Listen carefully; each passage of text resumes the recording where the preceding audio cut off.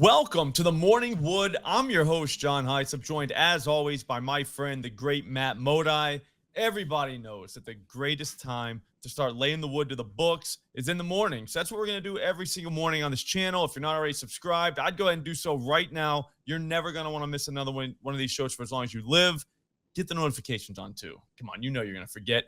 Before we get going today, Matt, let's see what happened the last time we were together. We had Thanksgiving last week, so we did shows on 2 days, if you remember, right?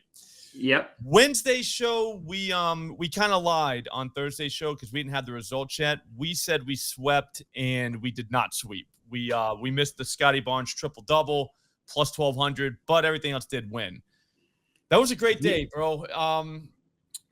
The Hartenstein double-double was legit. The 10-plus rebounds, you were on that too. Christian Brown, 15-plus points, nailed it. Maxey, 25-plus, nailed it. Barnes should have had a triple-double. He should have. Yeah. Did you watch that game?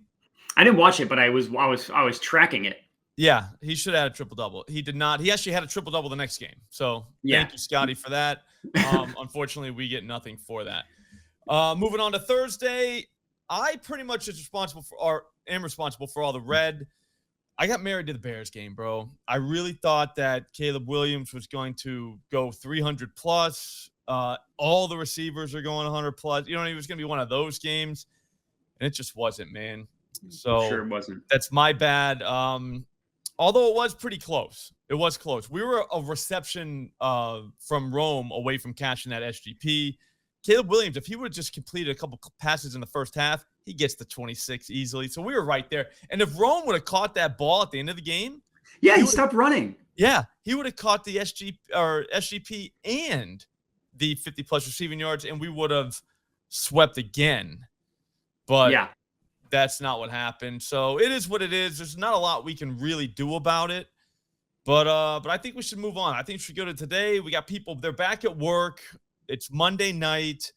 They're going to need their bets. They're going to need them now, and they're going to need them quick. All right, Matt? Yeah. So I'm going to let you go first. You generally roll in here with 3. I only have 2.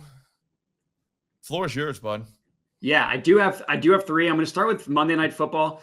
I'm going to go with David Njoku, 50-plus receiving yards, plus 105 odds at DraftKings. Normally, when you target a tight end, you look for a defense that gives it up to the tight end. That's admittedly not the Broncos. But what we're doing here, I'm just betting on volume for David Njoku. I'm betting on volume for Jameis Winston. Since Deshaun Watson went down, who's the worst quarterback in the NFL, worst quarterback, even worse person, Njoku's cleared 50 yards in 3 of the 5 games. One of the games he missed was the snow game last week. That doesn't count. That's not his fault. Yeah, and if you look at the 4 games prior to that, 14 targets, 7 targets, 7 targets, and 9 targets. And you look at Jameis's 3 starts, and that's not the snow game, 41, 46, 46 pass attempts. The dude just throws the ball a ton. No Cedric Tillman. He's out for this game. Patrick Surtain is going to be on Jerry Jeudy, so he's not going to do anything. That just leaves David Njoku. I could have gone higher than that, but when it's Jameis, you get a little bit nervous. I don't want to rely on Jameis needing to do too much. So I just went 50 plus. I saw the plus sign next to it. I felt good about it. So that's where I went with my first one.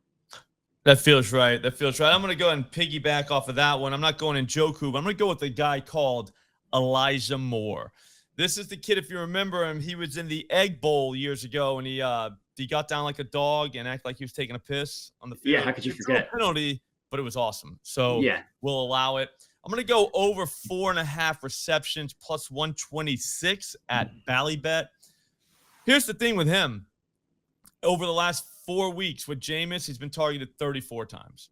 All right. That's a lot for him because in the previous 7 games, he was only targeted 30 times. And some of those times were probably with Jameis too, because Jameis did back up one of those games, or 2 of those actually. So I didn't even check. I didn't even count those games because I'm only counting the ones that Jameis started.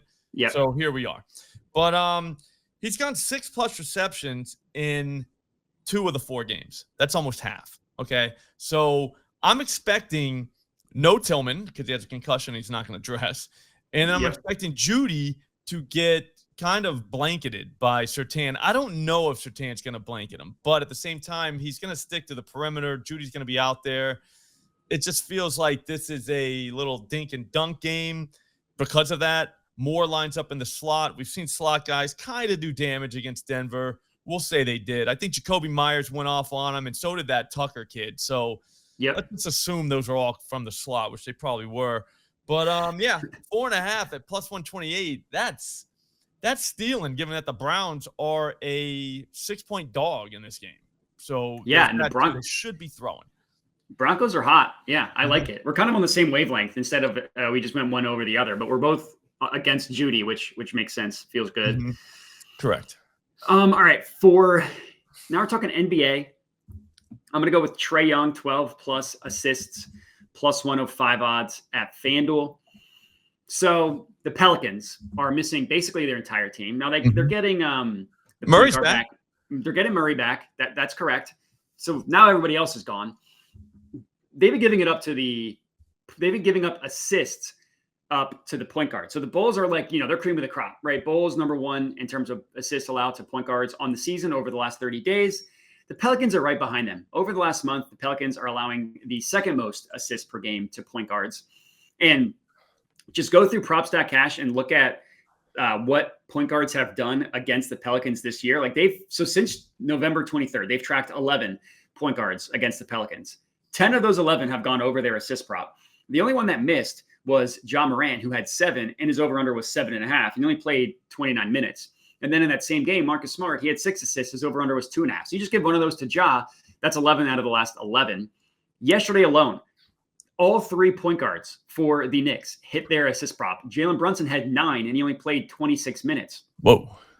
Yeah, they're a train wreck. Trae Young's been awesome as a passer recently. I like the fact that he missed this in the past 2 games. We get a little bit of a positive regression here. Prior to when he missed the last 2 games, he had hit it in 3 straight, and he had hit it in 4 of 5. And actually all 4 that he went over, he had 13 or more assists. One game he had 22, which is crazy. Another game he had 19, which is also crazy. On the season, Trae Young leads the NBA in assists. He leads the NBA in potential assists. He's had even more than that over the last 10 games. He's averaging 12.7 actual assists, 21.3 potential assists. He's been crazy this year. He's probably going to get to 16 tonight. If you want to take that as a ladder play, I wouldn't hate it. I just need him to get to 12, though. I hear you. I'd go 14. I don't like going so high. You know what I mean? Like, even though the other night I had that with rebounds, it's kind of the same as assist in terms of like how high you want to go, Yeah. And it's like, man, because Trae is a guy that could scratch 20. Like he really could. He could go flirt with that number. So it's tough to, say, hey, he can't get 16, but like even 14 sounds crazy. But then you watch the games and you're like, dude, this is Trae Young, dude. Like he could go 20 plus tonight. Like this. He gets like 7.25. It's crazy. Yeah. Yep. So yeah, he like breaks my brain a little bit as an assist better. You know what I mean? Because you look at numbers that you would never think about with anyone else, but with him, I think you got to do it. I'm going to go back to football. I'm going to stay there tonight. It's just what I'm going to do. We're going to lose football soon, Matt, just so you know. That's true. It's going to be gone, and it's going to suck. But I'm going to go Cortland Sutton. I'm going to say that he's going to get 70-plus receiving yards, and that's plus 116 at Ballybet. Here's the thing with Sutton. He is a legitimate superstar. I knew he was a superstar way back when he was at SMU. All right. Everyone saw him. He was flashing his junk all over the place. The guy was amazing.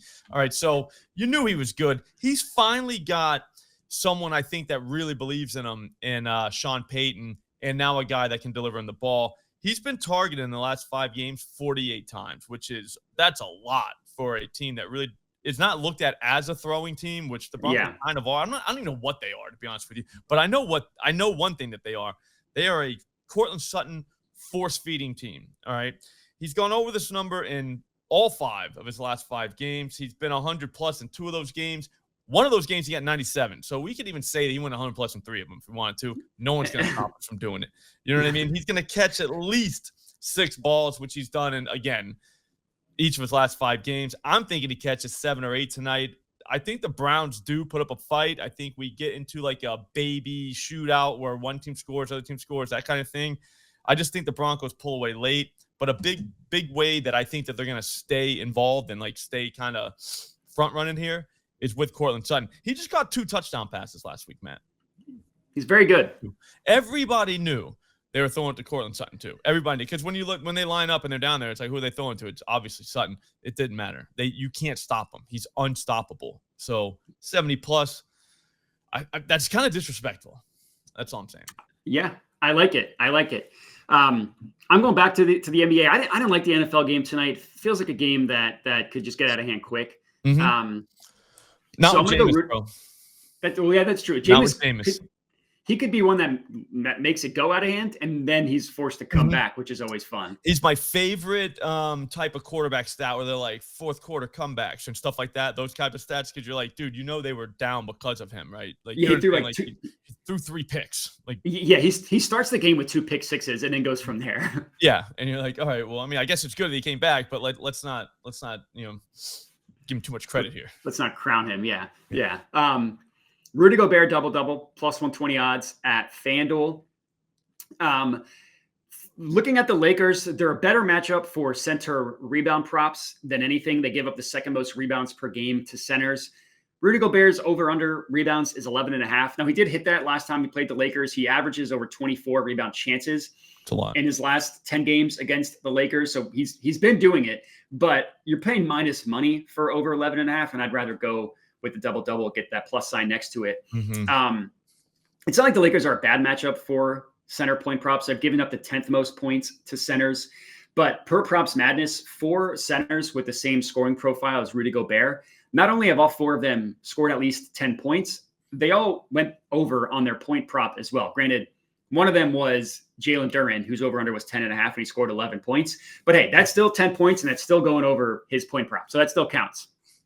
That also includes Rudy Gobert, who scored 13 points against them earlier this year. His over-under was 12.5. Again, not the juiciest matchup in the world, but nothing really to be scared off of.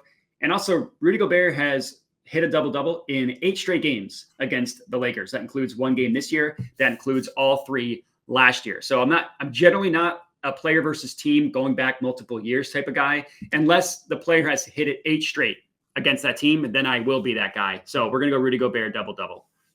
Beautiful. I'll be honest with you.